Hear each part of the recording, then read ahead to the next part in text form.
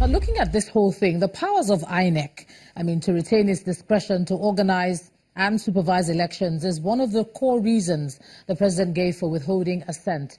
Do you agree with the powers of INEC being at the center of all this?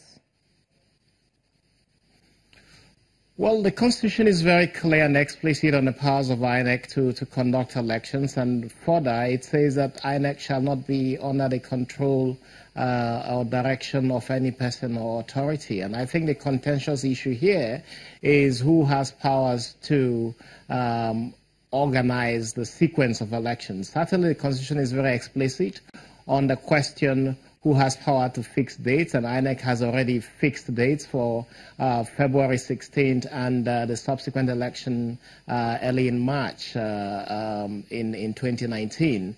What the National Assembly has done is to say, look, yes, INEC has the powers to fix the dates, but we have the powers to fix the sequence in which elections will be conducted. And I think that's what the tussle is between the National Assembly and the President on this particular matter. Well, looking at their argument the way it is now, many of the amendments, for instance, those in respect of the local government elections, etc., have all been lumped together. And that's one of the arguments that's being raised that could cause issues. Do you think these are sufficient grounds, in your opinion, for the President to decline assent? I think the President has constitutional powers to decline assent, and we did see him decline assent with respect to the Peace Corps bill, which I thought was actually a good decision by the President to decline assent on the Peace Corps bill. But on the specific issue of the elections and the specific issue of the issues outlined by the President, I think what is very positive about the President's action is that he did indeed announce a decision, which is that he is withholding assent. The merit of it, I think, is debatable on both sides of the divide. And I think that the argument about ensuring that elections are conducted in such a way that you do not have a bandwagon effect is important. But quite frankly, I think that what is now in issue is how do we get the electoral framework for the elections to be in place.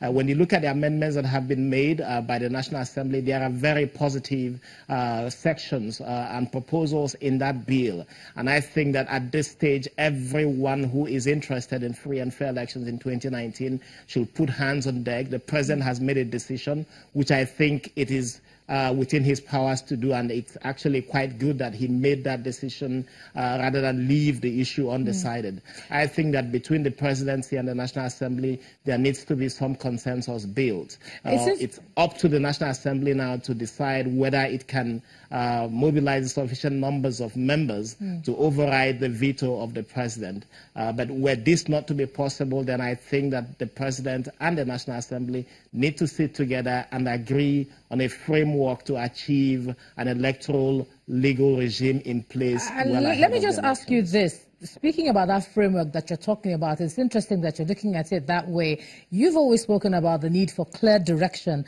at least as far as preparation scheduling is concerned. Now, does it concern you now that with the elections just months away, we're having this back and forth on sequence, and how will it affect, the elections in the end, looking at the bandwagon effect, as you were saying? Yes, we've always spoken and advocated for early passage and early placement of the legal framework for elections.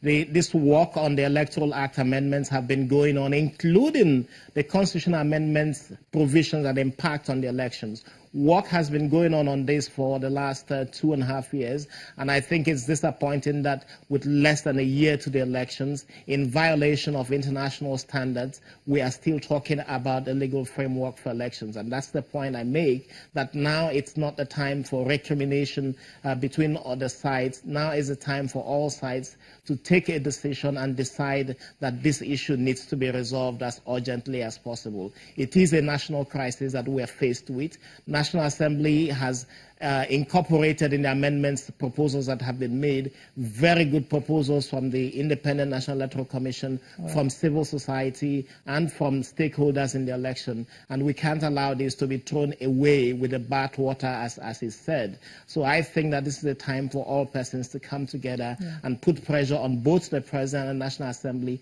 to agree on a consensus on what needs to be taken forward with ensuring that we do have an Electoral Act in place. All right, the convener of the Election Situation Room, Mr. Clem Wankwo, thanks for sharing your thoughts with us on the News at 10 tonight.